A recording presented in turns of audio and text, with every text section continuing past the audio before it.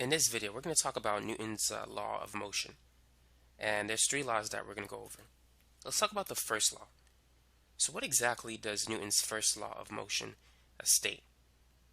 Well, one part states this: an object at rest will remain at rest unless acted on by a force, particularly an unbalanced force. So let's say if we have a surface and if there's a box on a surface. If we don't apply a force, this box will not move. All the forces that are currently acting on this box cancel. They're balanced forces. For example, you have the weight force of the box. Let's say the box has a mass of 10 kilograms. To calculate the weight force, it's equal to m times g. M is the mass in kilograms. G is the gravitational acceleration. So m is 10 kilograms. G is 9.8 meters per second squared. That is the acceleration due to gravity. So the weight force is simply 10 times 9.8, so it's equal to 98 newtons. Gravity exerts a downward weight force on any object. Now, the block is not accelerating downward, it's at rest. So there must be some other force that keeps it at rest. The force that the ground exerts on the box is known as the normal force. And it has to balance the weight force in order to keep the block where it is. And so the normal force is also 98. So as you can see, these are balanced forces. The net force on this box is equal to 0. And so it remains at rest. Unless we apply an unbalanced force, then the block may begin to move. We may have to overcome static friction, but if we apply force, then it can move. So an object at rest will remain at rest unless acted on by net force. So that's the first part of Newton's first law of motion. Now what about the second part of it? Newton's second law also states that an object in motion will continue in motion unless acted on by a net force. It's basically a statement of the law of inertia. Now let's think about this. Let's say if we have a surface with, let's say it's a rough surface. Let's use a carpet, for example. If you try to roll a ball on a carpet, for the most part, the ball is going to quickly come to a stop.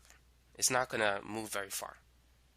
And the reason why that happens, even though this object is in motion, there's a lot of friction between the surface of the ball and the carpet.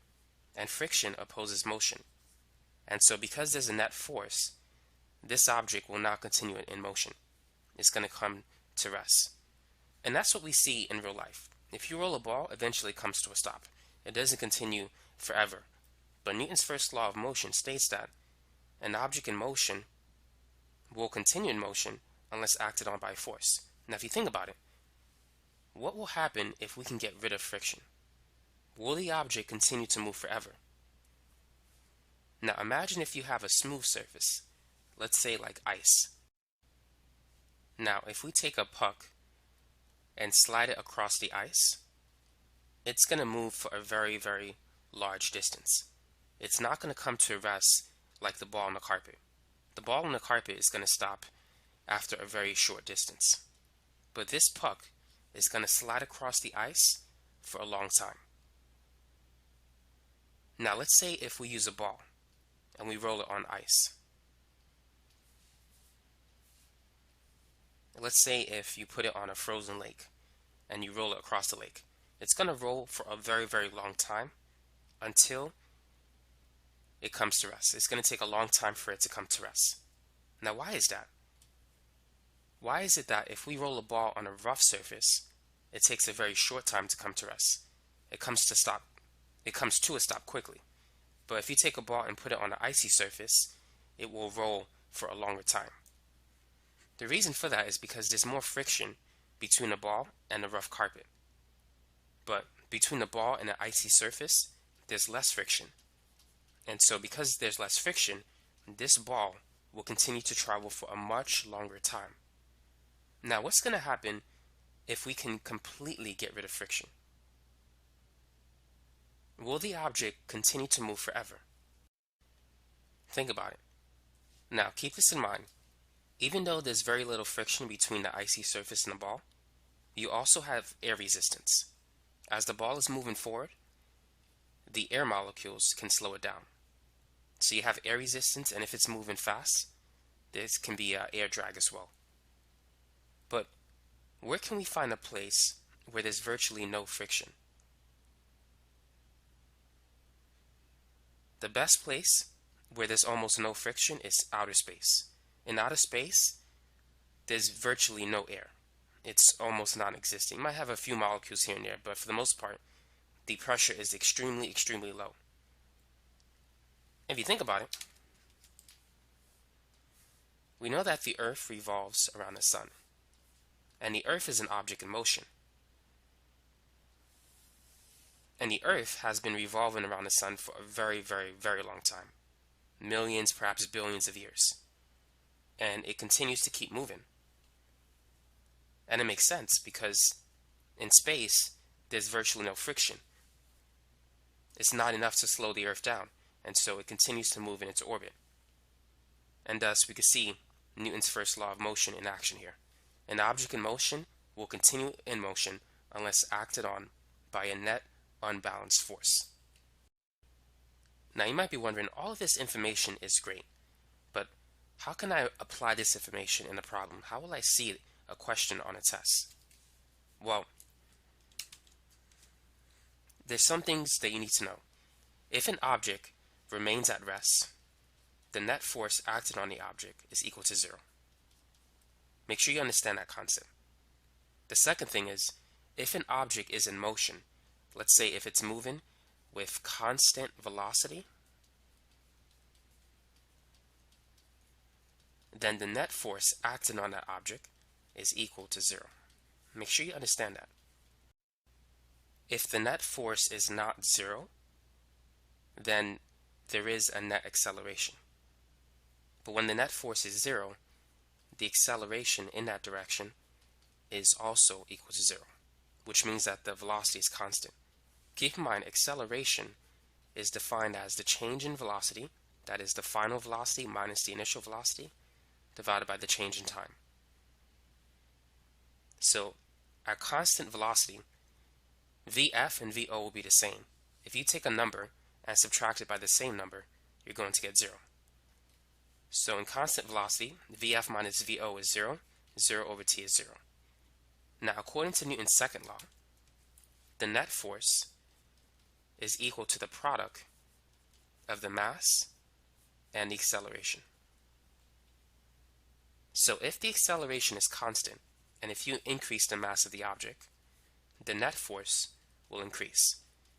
So the net force is proportional to the mass of the object.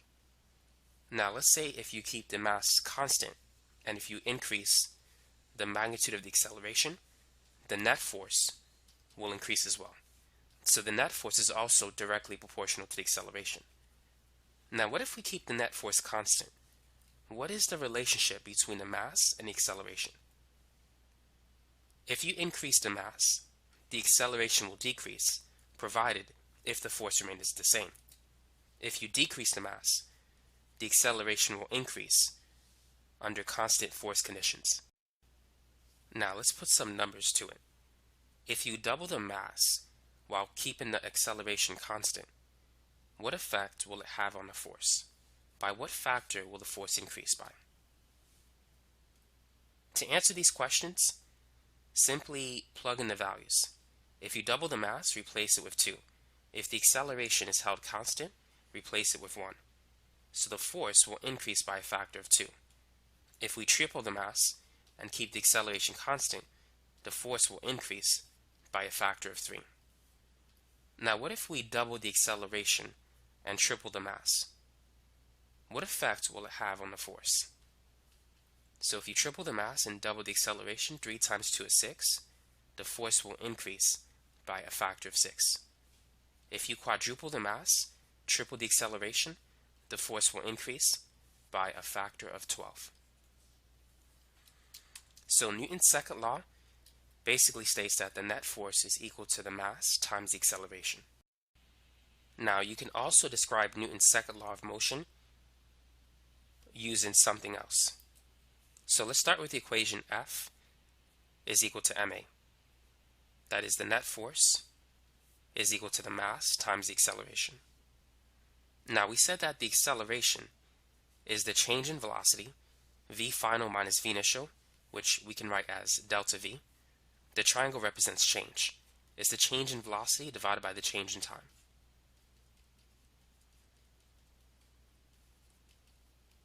So delta v over delta t is the same as saying v final minus v initial over t, where this t represents the change in time.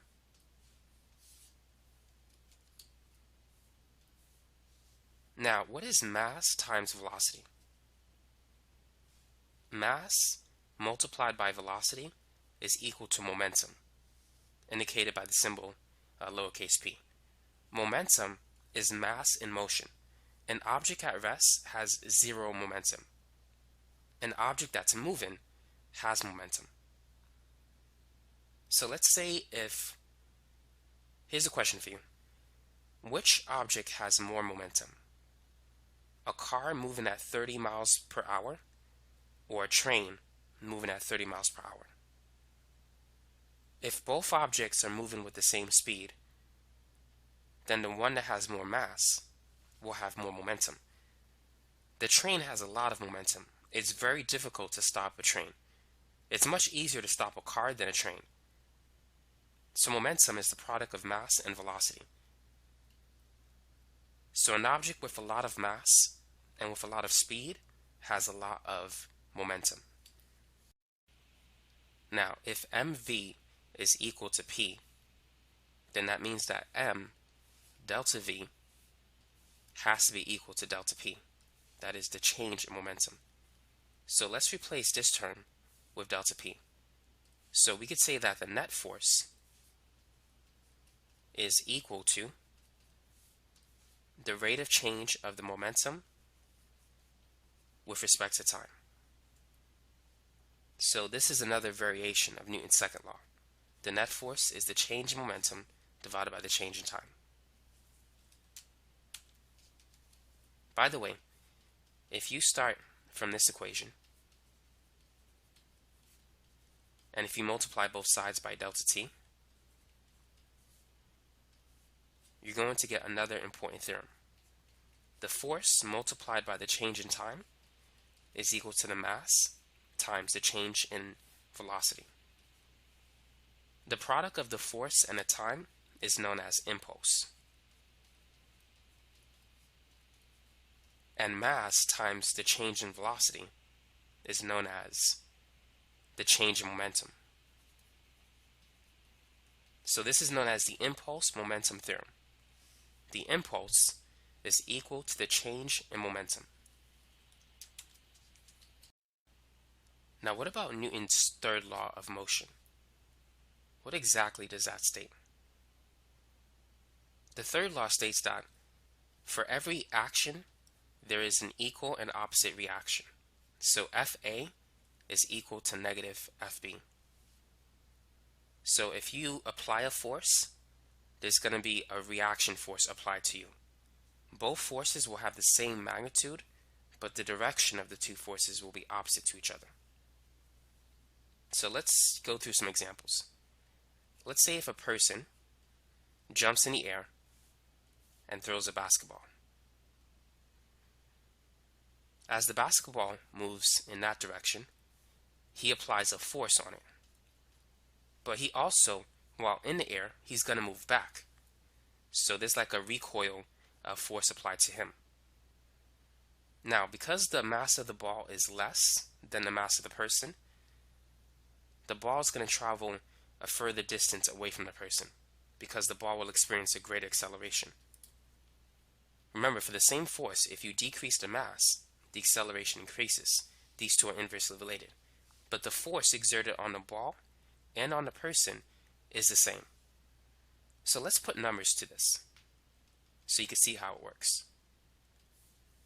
So let's say the ball has a mass of 2 kilograms and the person has a mass of 80 kilograms. Actually, let's say 100. 100 is a nice number. Now, let's say that the person applies a force of 200 newtons on a ball. The person is going to feel a reaction force of 200 newtons in the opposite direction. Now, what is the acceleration of the person and the ball? Now, we know that according to Newton's second law, F is equal to ma. So the acceleration is the force divided by the mass. So if we take 200 divided by 2, the acceleration will be equal to positive 100 meters per second squared. Now for the person, 200 divided by 100 is only 2. So the acceleration is negative 2 meters per second squared. Acceleration is a vector, and vectors have magnitude and direction. Because the person feels a force directed towards the left, his force should be negative, and therefore his acceleration is negative. Force and acceleration and velocity are vector quantities. Direction is important. Speed is a scalar quantity.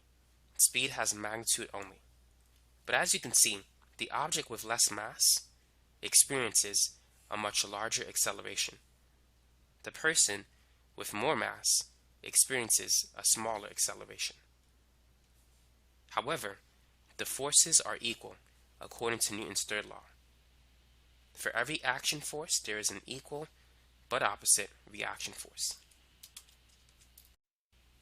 Now here's another situation. Imagine if you're in the ocean on a boat.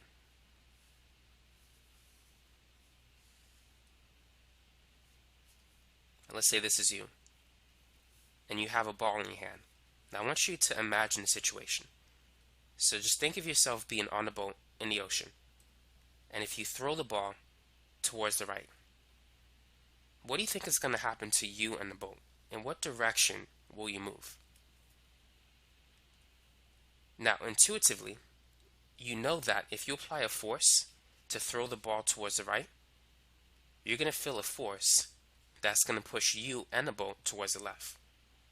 But because the ball has less mass, it will have a greater acceleration, and so it's going to travel a greater distance. Now, because the combined mass of you and the boat is so much more larger than the ball, you won't feel the acceleration as much. You might move a little, but the distance that the boat moves towards the left is insignificant towards the right, but it does move. According to Newton's third law, for every action force, there is an equal and opposite reaction force.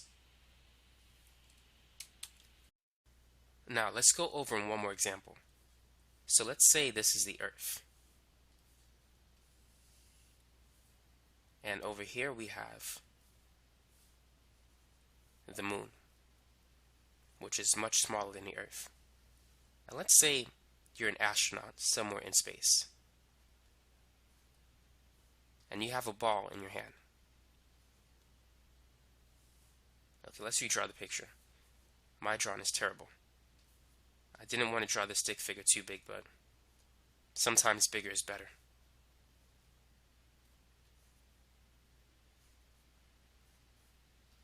So this person has the ball on his hand. Now, he's in space, floating in space. Imagine if you're this person and you're floating in space. Now, you don't want to drift deep into outer space. You want to get back to planet Earth. In what direction should you throw the ball? Now remember, you want to throw the ball in a certain direction so that you will be accelerated towards the Earth. So here are your options.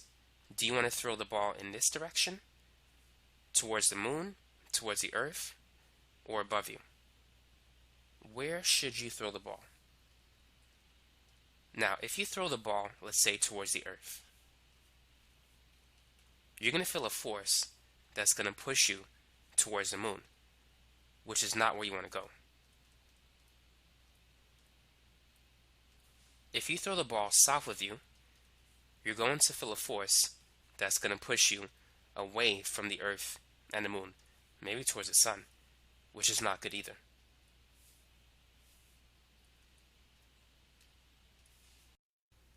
So what you want to do is you want to throw the ball towards the Moon, because if you throw it this way, you're going to feel an opposite force that will push you this way, that is towards the Earth. And so once you throw the ball away from the Earth, you're going to feel a force that's going to push you towards the Earth. And while you're in space, there's not much friction, so the velocity that you acquired as you throw the ball towards the right, that velocity will remain constant, and so you'll slowly fall towards the Earth, getting back to where you belong. So understanding that principle can help you to travel in space. If you want to go towards the Moon, throw the ball towards the Earth, and you're going to be pushed towards the Moon. So basically, whatever direction you want to go, throw the ball opposite in that direction. So if you want to go north, throw the ball south. If you want to go east, throw the ball west, and vice versa. So now we're going to work on some problems. Feel free to pause the video and work on each problem that you see from this point on. A car travels on the road with a constant velocity. What is the horizontal net force acting on the car?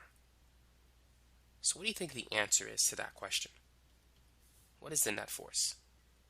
Now, if you recall, anytime an object is moving with constant velocity, the net force is always equal to 0. Now, what about the acceleration of the car? Well, according to Newton's second law, F is equal to ma. So if the force is 0, the acceleration must also be equal to 0.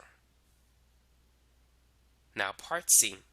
If the frictional force acting on the car is 1500 newtons, what force is applied to the car by the engine? So let's draw a picture.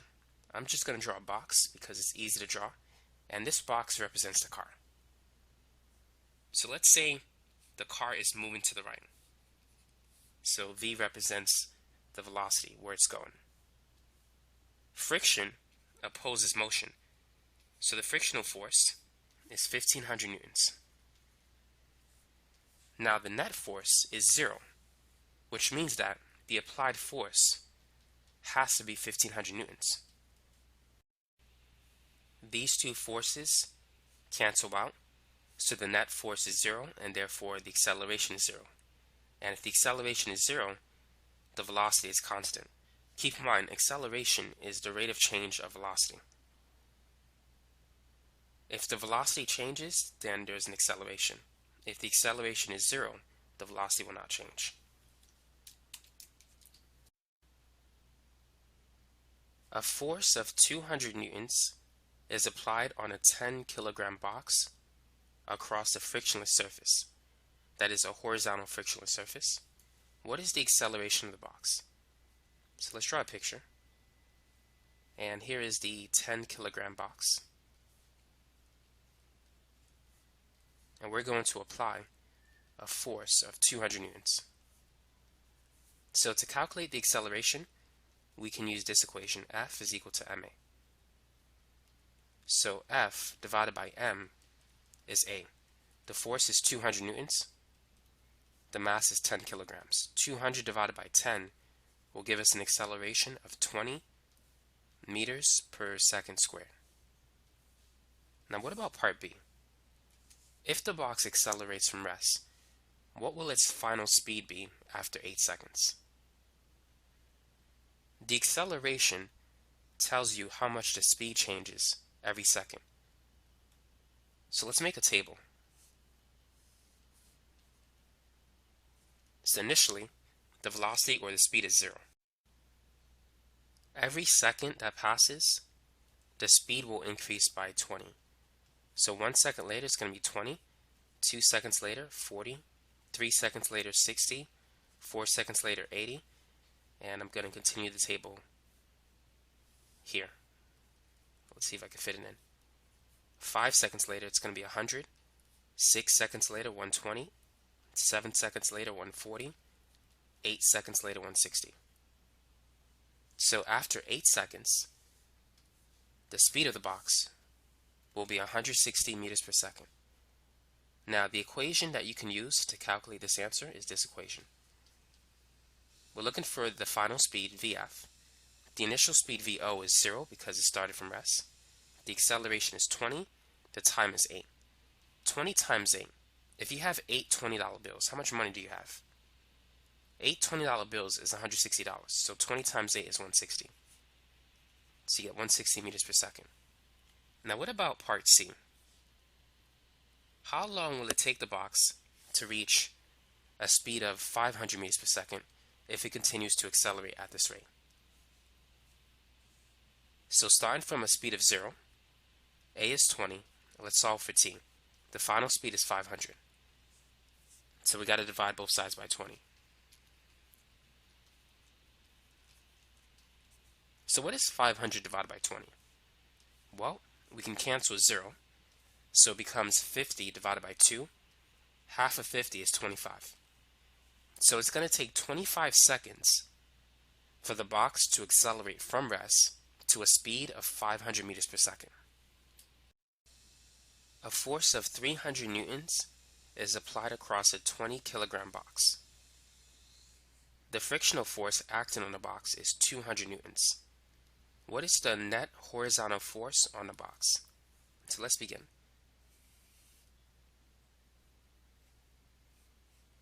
So we have an applied force of 300 newtons. So let's call it a capital F.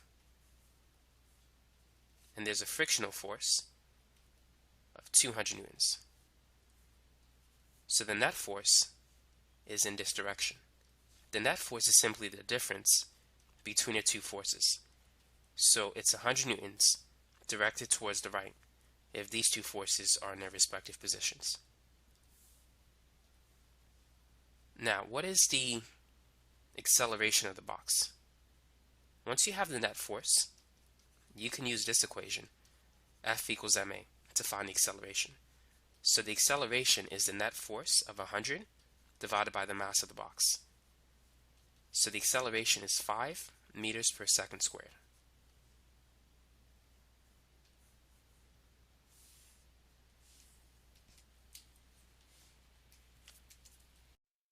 Now what about part C? How far will the box travel after 12 seconds if it continues to accelerate at this rate, starting from rest?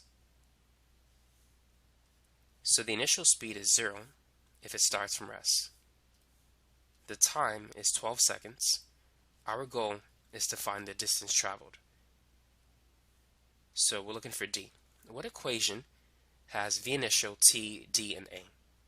So make sure you review your kinematics equation. You never know when those equations will be helpful. The equation that you need is the displacement is equal to the initial speed multiplied by the time plus 1/2 at squared. The initial speed is 0. The acceleration is 5. And the time is 12.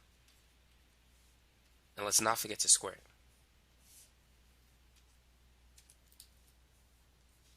So we have 1/2 times 5 times 12 times 12. 1/2 times 12 is 6. 6 times 5 is 30. And 30 times 12. If we multiply 30 by 10, that's 300. 30 times 2 is 60. So 30 times 12 is 360. So this particular box is going to travel 360 meters before it's going to travel 360 meters in 12 seconds. That's what I wanted to say.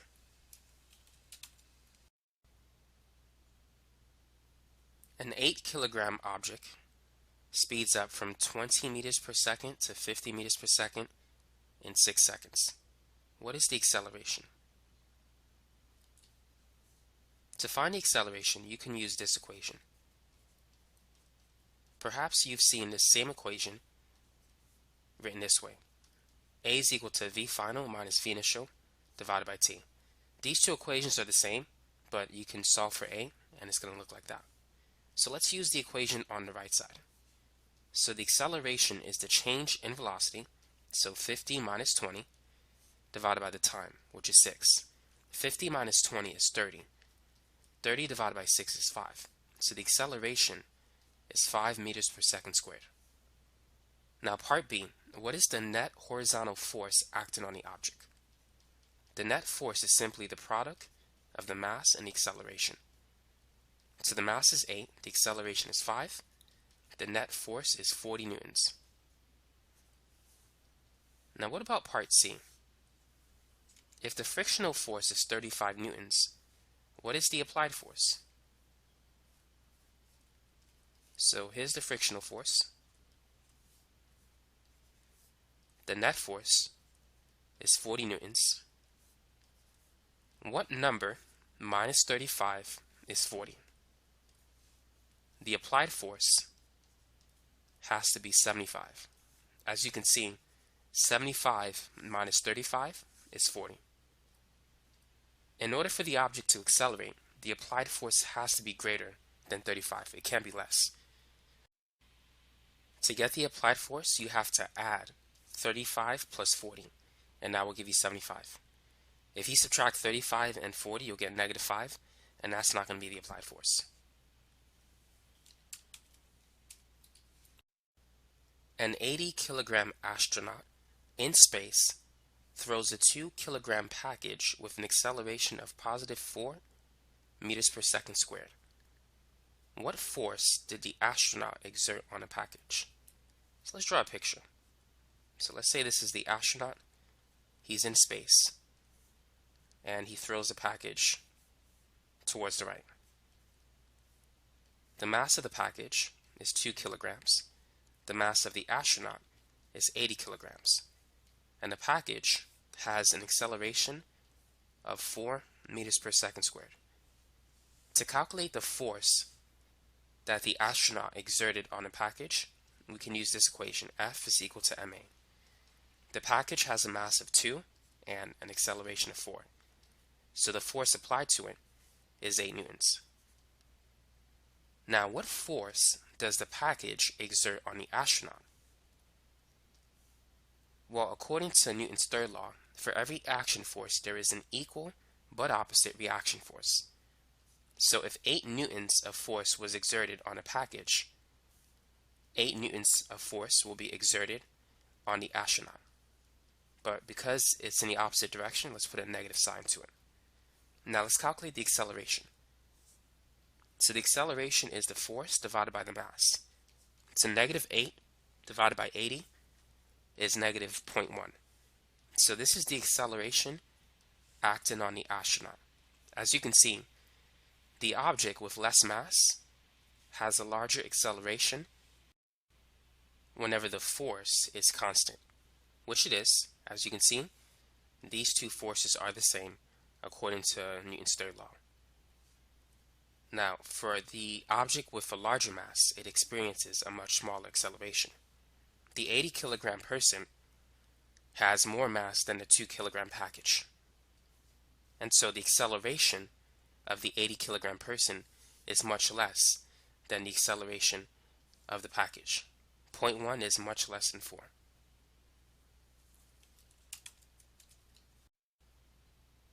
A 120-kilogram skater pushes against an 80-kilogram skater. After contact, the 80-kilogram skater was given an acceleration of 1.5 meters per second squared. What is the acceleration of the 120-kilogram skater? Well, according to Newton's third law, for every action force, there is an equal and opposite reaction force. So Fa equals negative Fb.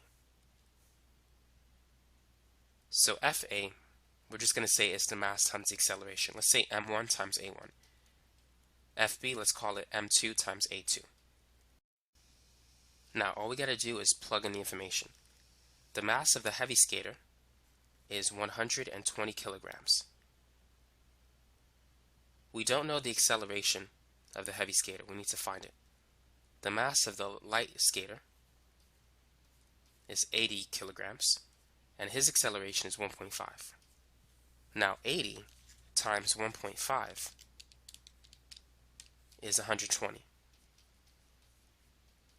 And if we divide both sides by 120, we can see that the acceleration of the 120 kilogram skater is -1. The negative sign simply tells you that his acceleration is opposite to the other skater. But since he has a larger mass, his acceleration should be less than the skater with less mass. The skater with less mass will experience a larger acceleration. Now, what force was exerted on each skater? To calculate the force is simply F is equal to ma. So we can multiply the mass of the 120 kilogram skater by -1. That will give us a force of -120. Or we could take the mass of the 80 kilogram skater and multiply it by his acceleration of 1.5, which is also 120 but positive. So these two forces, they're equal in magnitude but opposite in direction. So what we're going to do now is a quick review of everything that we've learned. So Newton's first law of motion: an object at rest will continue to be at rest unless acted on by a net force or an unbalanced force. Also, an object in motion will continue in motion unless acted on by net force. So keep this in mind: if an object is moving with a constant velocity, the acceleration is 0, and therefore the net force acting on the object is 0. And the reverse statement is true. If the net force is 0, then the object has constant velocity and also constant speed. Now, Newton's second law: F is equal to ma. The net force is the product of the mass times the acceleration. Whenever the force is constant, if you increase the mass, the acceleration decreases. And if you decrease the mass, the acceleration increases. So heavy objects don't move much. Light objects are easy to push. It's easy to give a light object a large acceleration. Heavy objects tend to have small accelerations. So this equation describes Newton's second law. Now, Newton's third law: for every action force, there is an equal but opposite reaction force. So you could say m1 times a1 is equal to -m2 times a2. And so that is it for this video. Now, if you want to find more physics videos, feel free to check out my channel or even take a look at my website, video-tutor.net.